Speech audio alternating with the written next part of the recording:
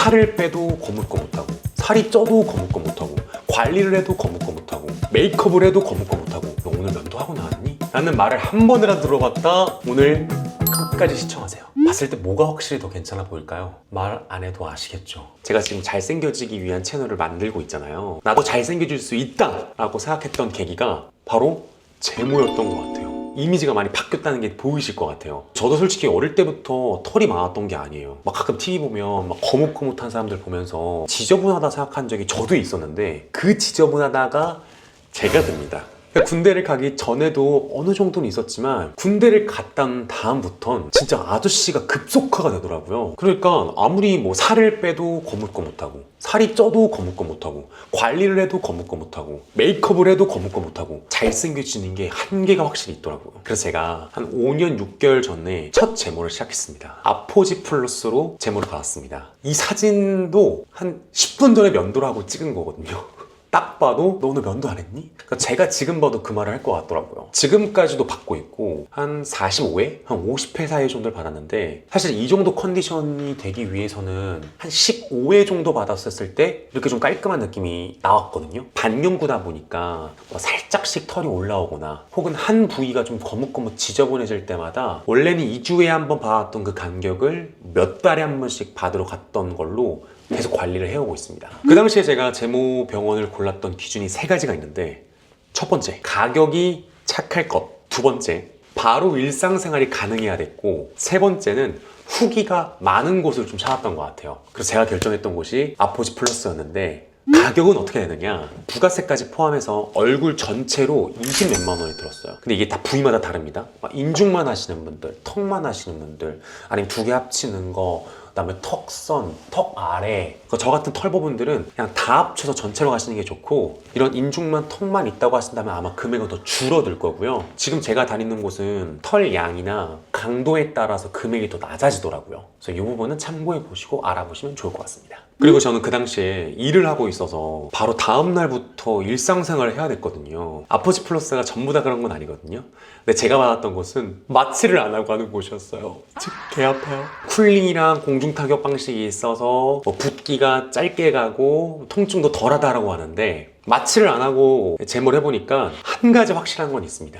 인생에 있어서 그 어떤 통증도 무섭지가 않아요. 너무 아파서 그 이후에 다른 어떤 걸 받더라도 통증이 아무것도 아닌 것처럼 느껴지는 것 같아요. 정말 아프다고 하는 시술 중에 하나가 리쥬란, 엠보싱 주사 있잖아요. 한번 맞아봤는데 그건 아무것도 아니야. 통증이 제모에 비해서는 비할 바가 안 됩니다. 웬만하면 제모 하실 분들 마취 있는 데로 가세요. 그러니까 마취를 하고 해도 아프다고 하는데 안 하고 하면 얼마나 아프겠어요. 그리고 이게 몇 회차를 받아야 될까요? 라는 궁금증도 있을 수 있을 거예요. 사람마다 진짜 너무 다릅니다. 저 같은 경우에는 진짜 털이 너무 억셌어서 그 당시에 한 10번 정도 받으면 지금처럼 깨끗해질 거다 했었는데, 저는 한 15회 정도 받으니까 이 정도의 컨디션이 나왔고, 병마다 좀 다르겠지만 뭐 2주에 한 번씩 주기적으로 가야 되는 거를 지금은 몇 달에 한 번씩 가서 가끔 나는 털들, 이런 부분을 좀 제거하는데 지금까지 한 45회? 한 50회 정도 다녔던 것 같아요. 그리고 진행한 직후에는 좀 빨개지고 부어요. 근데 한 2-3시간 정도? 시간이 좀 지나면 빨갛고 붓는 거는 상대적으로 많이 가라앉긴 합니다. 이게 신경 쓰여서 일상생활을 못할 정도는 아니니까 붓기에 대한 걱정은 안 하셔도 좋을 것 같아요. 근데 다만 털이 좀 많은 초반에는 한 번에 모든 부위가 다 같이 사라지는 게 아니라 듬성듬성 빠지다 보니까 일상생활 하기가 좀 불편하실 수도 있어요. 붓기가 아니라 털이 너무 지저분해서. 왜냐면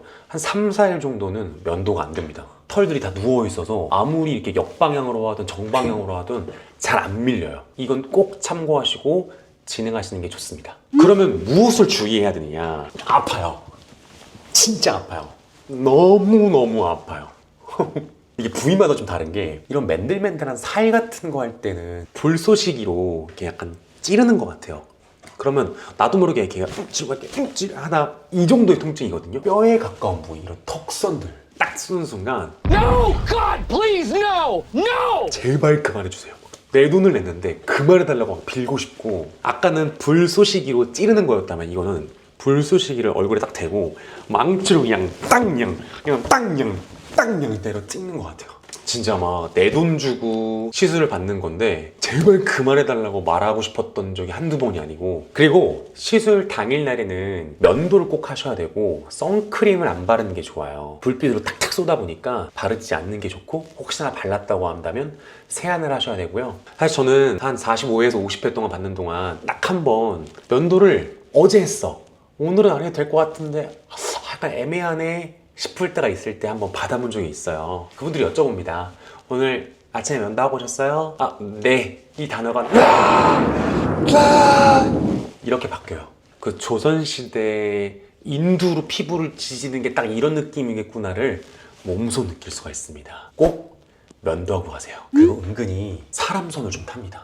어떤 사람이 했을 때는 안 아프고 후유증도 없는데, 또 어떤 의사 선생님이 하게 되면 되게 아프고 뒤에 막 트러블도 엄청 많이 날 때가 있습니다. 그래서 사람을 잘 고르셔야 돼요. 병원을 잘 골라야 되고요. 병원 안에서도 좀 만족스러웠던 선생님이 계시다면 이름 기억했다가 다음에도 그 선생님한테 해달라고 부탁하는 게 좋을 수도 있어요. 그리고 이게 레이저도 강도가 있어요. 저도 제한된 횟수를 받다 보니까 무조건 세게 하는 게 좋다고 생각했는데, 그것보다는 기간을 맞춰서 꾸준히 하는 게 제모에 대한 효과가 더 큰 것 같더라고요. 오히려 세게 했다가 아프기만 하고 붓기만 세기만 하지 그렇게 막 추천하고 싶진 않은 것 같아요.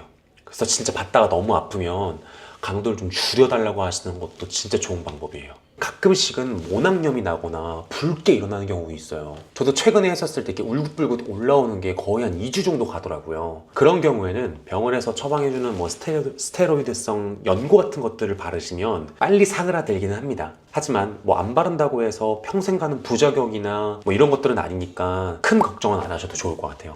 자, 그래서 이렇게나 아픈데, 이렇게나 불편한데 다시 돌아가도 제모를 할 거냐 물어본다면 저는 무조건 합니다. 이게 보시면 아시겠죠? 아예 달라져요, 진짜. 저는 대한민국 남자 92%들은 제모를 하면 훨씬 더 잘생겨진다고 생각합니다. 자, 지금까지 잘생겨지는 채널에서 제가 잘생겨질 수 있다는 희망을 가졌던 시술을 안내를 도와드렸는데, 앞으로도 이런 잘생겨지는 과정과 방법을 공유해 드릴 테니까 구독해 주시고요. 당장 제 번호 이봐야 좀 가요.